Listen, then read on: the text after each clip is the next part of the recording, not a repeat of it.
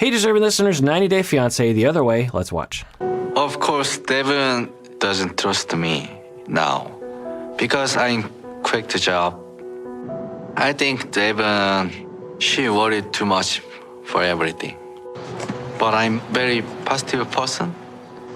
I'm confident I'm gonna make a lot of money. Okay, so he just said, I'm a very positive person. So what does that mean? I think we might be seeing the two modes that he goes into. One mode we've seen where he puts himself down a lot, that he's a loser and he's a terrible dad and he had the worst proposal of all time and he's sorry for just what of a screw up he is. Two, I'm positive and everything's going to work out and I'm going to make lots of money. We've seen other people on the show exhibit this dichotomy.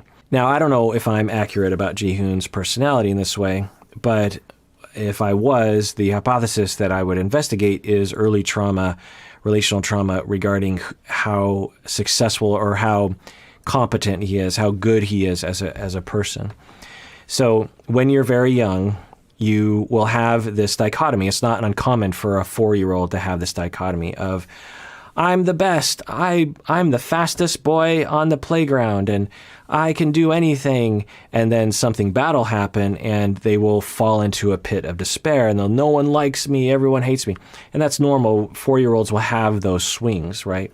And over time, they learn the gray zone. They learn to get away from black and white thinking and towards gray thinking of, well, I'm mostly good. I have some bad qualities, but I'm mostly good. But if you are traumatized during that time or you're not attuned to enough during that time, then you retain that black and white thinking about a lot of things and perhaps the self as well. Where when things are going okay and there's no real reason to believe that you're a screw up, then you believe, I'm the best and everything's going to work out. Probably because you need to believe that, because if you don't believe that, then the other side kicks in. You say those positive things about yourself because you're running away from what you really believe about yourself, which is that you're a loser and you're incompetent and you know nothing and you're the worst person on the planet. So he seems to exhibit that. Now, maybe he's positive for a rational reason and he'll get a job and everything will be fine. But if he doesn't, I wonder if he is vacillating between those two undifferentiated states. What we would want to do with someone like this as a client is we want to integrate those two sides of themselves and to accept that they are a good person, but they have some bad qualities, and that's okay. Just because they have a bad quality doesn't mean that they're all bad.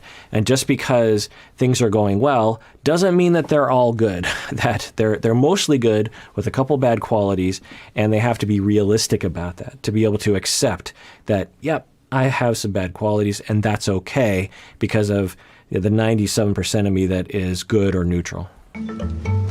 From baby store to airport in 40 minutes. 스트레스 받아. So I worry about I will be too late to airport. Okay, so I'm not exactly sure, but it looks like he procrastinated something that was very important. She asked that he get a car seat for the infant, and Deavan is on her way to South Korea. And he is about to go pick her up at the airport, and he just remembered, oh crap, I didn't get that car seat. And he's had weeks to get it. So why would he wait to do that? He, I think, clearly is upset about it. Unless we believe that he's a psychopath and he's just making all this up, which isn't very common. It could be. But I'm going to go with the assumption he's not a psychopath, he's not a con artist, he's not an antisocial personality disordered individual. And he genuinely is sorry about this. Now, I just did a whole deep dive not too long ago on procrastination. Procrastination is something that a lot of people suffer from. Everyone suffers from it to some extent. Research shows about 20%, 1 in 5 people suffer from chronic procrastination, and it can get to pathological levels, meaning that it really affects negatively your life and other people in your life. So we don't know, but I think that is a viable conceptualization of what happened, that he procrastinated, and maybe he frequently procrastinates. Now, the common accusation or conceptualization of that is that you're lazy. You're a deadbeat dad, something wrong with you. You want to be, you're trying to get away with something. You don't like to work. That's why you're not doing this. That's almost never the case. And let me just rattle off some of the factors that actually lead to procrastination. So there are a lot of possible root factors in procrastination that have nothing to do with willpower or laziness or trying to get away with something.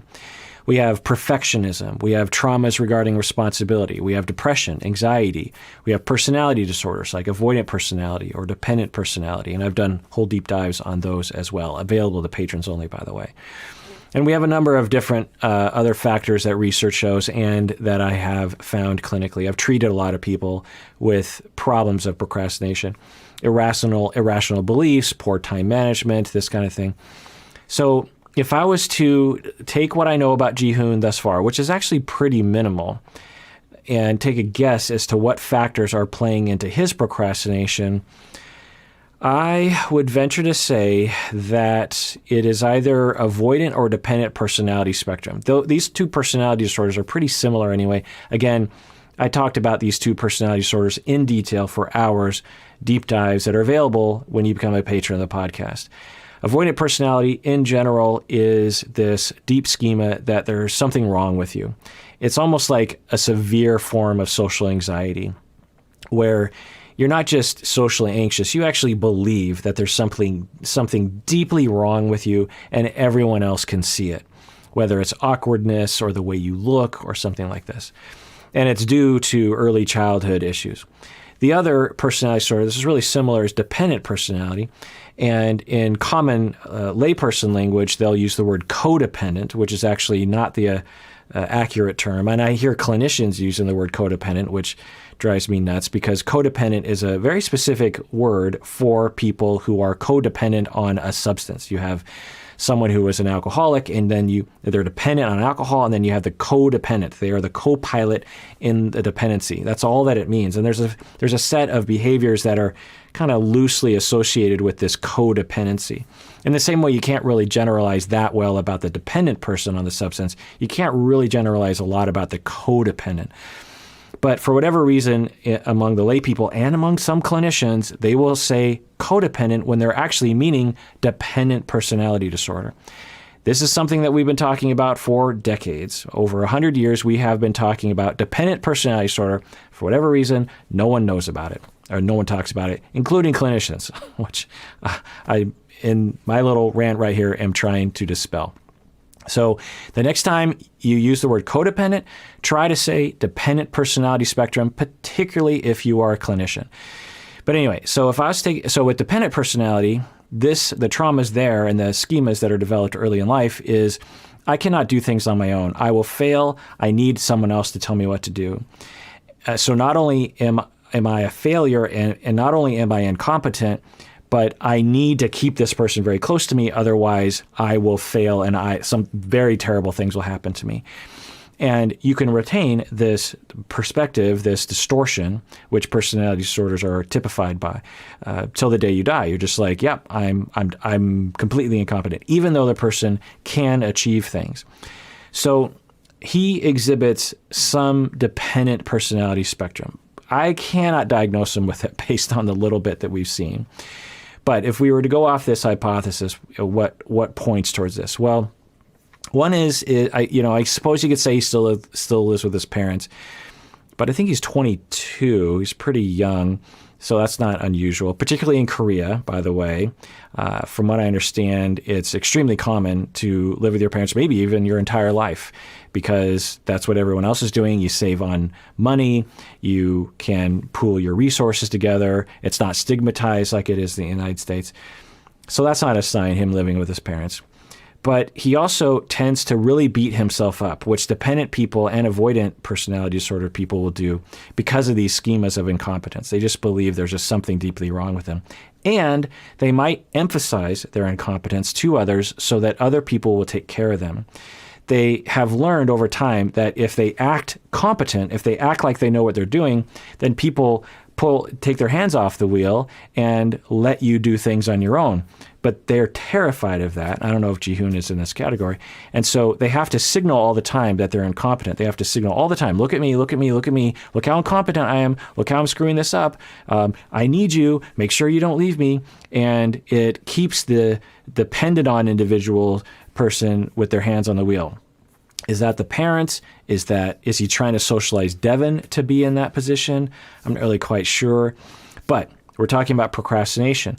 So avoidant personality disorder spectrum people and dependent personality spectrum individuals will also procrastinate a lot because they believe that they will screw it up and because they believe someone else has to do it for them. And they might even be afraid to do things on their own because it might signal to others that they don't need to pay attention to you anymore. I don't know if that's true for Jihoon, but let's keep that in mind as we move forward. For literally 24 hours straight, and the fact that he's not here right now is really disappointing. It's Jihoon's turn to support this family.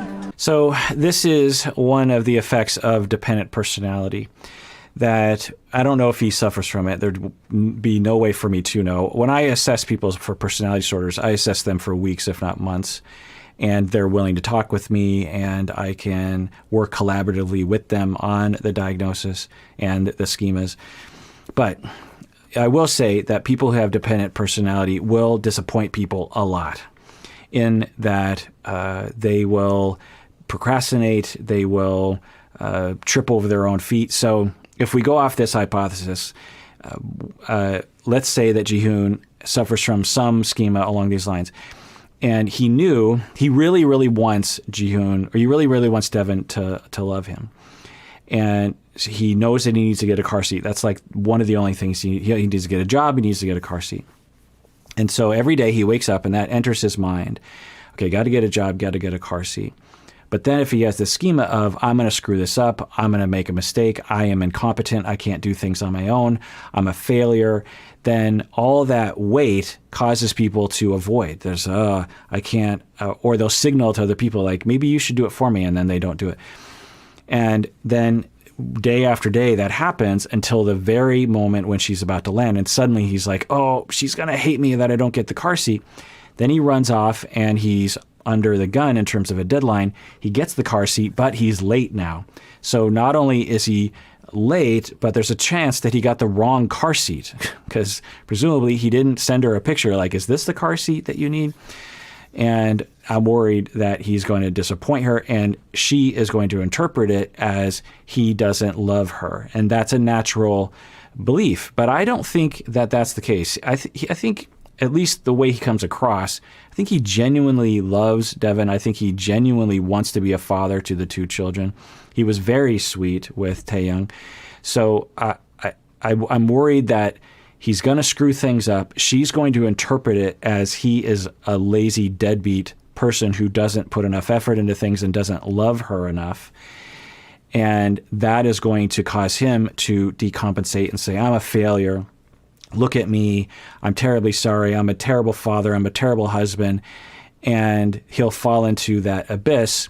And when he's in that, he has that black and white thinking, right? That it seems anyway, where everything's rosy and everything's going to work out, to I'm a terrible person. And then when she starts to pile on and says, yes, you are a terrible person, because he's provoking her to make her say things like that, it's just going to cause more relational traumas, give him more reason to feel like he's incompetent, and this cycle will continue. But I don't know. Let's watch. All right. Well, that does it for that episode. Everyone out there, please take care of yourself and take care of others, because we all deserve it. We really, really do.